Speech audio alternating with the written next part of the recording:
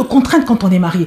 Il y a tellement de choses auxquelles tu fais face. Et parfois, les couples passent par des moments difficiles. Tu vois, au lieu de te consacrer à ton intimité avec Dieu, parfois tu dois prier par rapport aux défis que tu as dans ta relation avec ton mari, par rapport aux défis que tu as avec les enfants. Ce n'est pas simple. Donc, un célibataire qui ne cherche pas Dieu n'est pas pardonnable. C'est un péché en fait. C'est un péché parce que le Seigneur va te demander, mais qu'est-ce que tu fais de ton temps?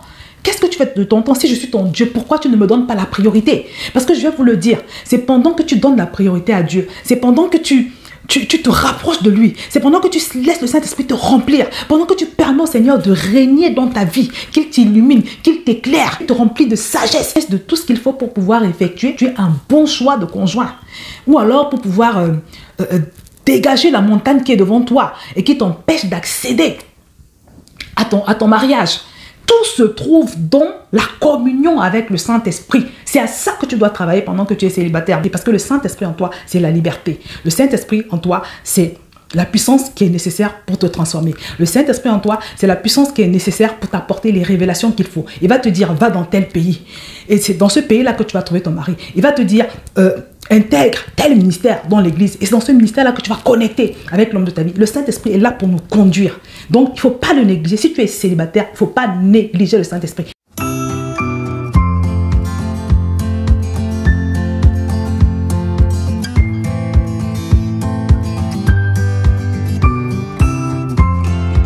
Bonjour à tous les célibataires et aujourd'hui je voudrais simplement partager une parole avec vous parce que c'est très important que tu saches, pour toi qui me regarde et qui est célibataire, que c'est primordial de savoir ce que Dieu dit du célibat, de ta condition, ce que Dieu attend de toi d'une manière générale. Parce que, comme je le dis toujours, les personnes qui se préoccupent de ce que Dieu veut avancent toujours plus vite que les autres. Leur parcours est beaucoup moins problématique et beaucoup plus fluide que les autres. Parce qu'un enfant de Dieu, normal, qui a Dieu au centre de sa vie, doit prioritairement se préoccuper de la volonté de Dieu. Toujours avoir le réflexe de se dire, qu'est-ce que Dieu veut? Qu'est-ce que Dieu dit? Tout le temps. Pas seulement par rapport à ta situation de célibataire, mais en permanence pour tous les aspects de ta vie, dans tous les moments de ta vie. Moi, toute ma journée, dès le matin quand je me réveille jusqu'au soir, à chaque minute et à chaque seconde, je suis toujours en train de me demander, qu'est-ce que tu veux pour cet instant? Qu'est-ce que tu veux pour ce moment? Qu'est-ce que tu dis? C'est important. Soit il est ton Dieu, soit il n'est pas ton Dieu. Et n'oublie pas que le Saint-Esprit est venu habiter en toi parce que justement, il veut vivre avec toi dans cette collaboration, dans cette communion. Mais on commet l'erreur souvent d'être préoccupé par « Oh, mon ci, mon ça, mon projet, il faut que j'obtienne telle chose et puis telle autre chose. » Et je veux simplement utiliser Dieu pour atteindre mes objectifs. C'est une grosse erreur. C'est très important de savoir ce que Dieu veut. Et je te dis déjà que si tu es célibataire et tu ne sais pas ce que Dieu dit du célibat, ce que Dieu dit du mariage, c'est une erreur. C'est même quelque part un manquement. Donc aujourd'hui, je voudrais partager avec vous un passage qui est très important. Un passage donc dans 1 Corinthiens chapitre 7 au verset 32 qui nous dit « Or, je voudrais que vous fussiez sans inquiétude. Celui qui n'est pas marié s'inquiète des choses du Seigneur, des moyens de plaire au Seigneur, et celui qui est marié s'inquiète des choses du monde, des moyens de plaire à sa femme. Il y a de même une différence entre la femme et la vierge. Celle qui n'est pas mariée s'inquiète des choses du Seigneur, afin d'être sainte de corps et d'esprit, et celle qui est mariée s'inquiète des choses du monde, des moyens de plaire à son mari.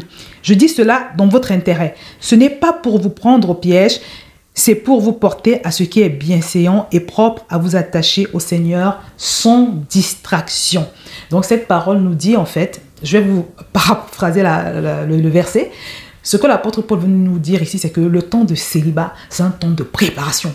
Le temps de célibat, c'est un temps de conditionnement. Le temps de célibat, c'est un temps où tu vas à l'activité la plus importante dans la vie d'un enfant de Dieu, qui est d'approfondir ta relation avec le Seigneur, de travailler à ta relation avec le Seigneur, de permettre que ta relation avec le Seigneur soit au point. Je ne sais pas si tu comprends. Parce que beaucoup de gens, leur relation avec Dieu bat de l'aile. Beaucoup de gens ont un pied dans le royaume, ils ont un pied dans le monde. Beaucoup de gens n'ont pas de relation avec Dieu. Vous voyez, c'est des célibataires qui crient à Dieu pour avoir un conjoint. Ça n'a simplement pas de sens. Et c'est pour ça que Dieu nous dit, dans Jacques, que vous demandez et vous ne recevez pas parce que vous demandez mal pour satisfaire simplement votre convoitise. J'ai déjà cité ce passage plusieurs fois. Il ne faut pas s'amuser avec la parole de Dieu. Quand Dieu dit une chose, il faut en tenir compte. Parce que quand tu es célibataire, tu as des avantages que les autres n'ont pas, que les personnes mariées n'ont pas, par exemple. Hier, j'avais décidé de prendre un temps de prière, un temps de retraite. Et je me rappelle que j'ai eu tellement de mal à me concentrer. Parce qu'il y avait tellement de bruit à la maison. Vous savez, En ce moment, en tout cas en France, on est en plein confinement. Donc les enfants, ils vont pas normalement au lycée, en tout cas chez moi. Ils font la mi-temps. Ils y vont le matin ou l'après-midi. Donc je les ai souvent à la maison. Et c'est compliqué d'avoir un temps de calme à la maison parce qu'ils entrent, ils sortent. Donc hier, quand je me suis retirée pour prier, ils n'arrêtaient pas d'entrer, de sortir dans ma chambre. Et à un moment donné, quand ils sont tous sortis et que j'ai fermé ma porte, ils étaient en train de parler. Ça parlait partout dans la maison. Et à un autre moment, c'est mon mari qui est venu parce qu'il voulait voir quelque chose avec moi. J'étais obligée de m'arrêter pour parler avec lui. Donc finalement, je n'ai pas pu m'empêcher de penser que ce n'est pas quelque chose de simple de pouvoir se concentrer chez moi, de pouvoir prendre un temps et de se dire que vraiment, on va être rien qu'avec le Seigneur. C'est pas simple. Je vous assure, quand vous allez vous marier, vous allez voir la différence. Et je regrette, alors, je ne vais pas dire que je regrette parce que je ne connaissais pas le Seigneur quand j'étais célibataire. En fait, quand je me suis convertie, il s'est passé une année entre le jour de ma conversion et le moment où je me suis mariée. Donc, je n'ai pas vraiment profité de mon célibat. Vous voyez? Parce que je me rappelle que quand j'étais célibataire, je m'ennuyais. Il y avait des moments où je ne savais pas quoi faire. Ou alors, j'utilisais mon temps pour des choses vaines. Je sortais avec mes amis. Je faisais des choses vraiment pas prioritaires. Quand tu es marié, ça change. Et c'est pour ça que dans ce passage, l'apôtre Paul fait la nuance entre celui qui est marié et celui qui est célibataire. Quand tu es marié, il faut que ton mari soit satisfait. Il faut que ta femme soit satisfaite, que tu veilles sur elle, que tu t'assures qu'elle est épanouie, que tout va bien. Il faut que tu t'occupes des enfants, de leur éducation. Il faut que tu travailles pour pouvoir, parce que l'homme est le pourvoyeur. Il y a tellement de contraintes quand on est marié. Il y a tellement de choses auxquelles tu fais face. Et parfois, les couples passent par des moments difficiles. Tu vois, au lieu de te consacrer à ton intimité avec Dieu, parfois tu dois prier par rapport aux défis que tu as dans ta relation avec ton mari, par rapport aux défis que tu as avec les enfants. Ce n'est pas simple. Donc, un célibataire qui ne cherche pas Dieu n'est pas pardonnable. C'est un péché en fait. C'est un péché parce que le Seigneur va te demander, mais qu'est-ce que tu fais de ton temps? Qu'est-ce que tu fais de ton temps? Si je suis ton Dieu, pourquoi tu ne me donnes pas la priorité? Parce que je vais vous le dire, c'est pendant que tu donnes la priorité à Dieu, c'est pendant que tu te rapproches de lui. C'est pendant que tu laisses le Saint-Esprit te remplir, pendant que tu permets au Seigneur de régner dans ta vie, qu'il t'illumine, qu'il t'éclaire, qu'il te remplit d'onction, qu'il te remplit de sagesse, de tout ce qu'il faut pour pouvoir effectuer un bon choix de conjoint. Ou alors pour pouvoir dégager la montagne qui est devant toi et qui t'empêche d'accéder à ton mariage. Tout se trouve dans la communion avec le Saint-Esprit. C'est à ça que tu dois travailler pendant que tu es célibataire, mon frère. C'est à ça que tu dois travailler pendant que tu es célibataire, ma soeur. Parce que la Bible nous dit également que où est l'Esprit de Dieu, là est la liberté. Où est l'Esprit de Dieu, là est la liberté. Quand Dieu règne, mon frère, quand Dieu règne, ma soeur, il n'y a pas de captivité possible. Là où Dieu est établi, c'est lui qui commande. Là où Dieu est établi, c'est lui qui domine. Donc si ce n'est pas l'Esprit de Dieu, l'Esprit de liberté qui domine dans ta vie, ça veut dire que simplement tu ne lui as pas encore donné la place qu'il faut. Donc mon frère, ma soeur, je t'encourage vraiment à méditer longuement ce message devant le Seigneur et de lui demander la grâce. La grâce de pouvoir aimer sa présence. La grâce de pouvoir chercher sa présence. Parce qu'en tant que célibataire, je t'assure que c'est ta priorité.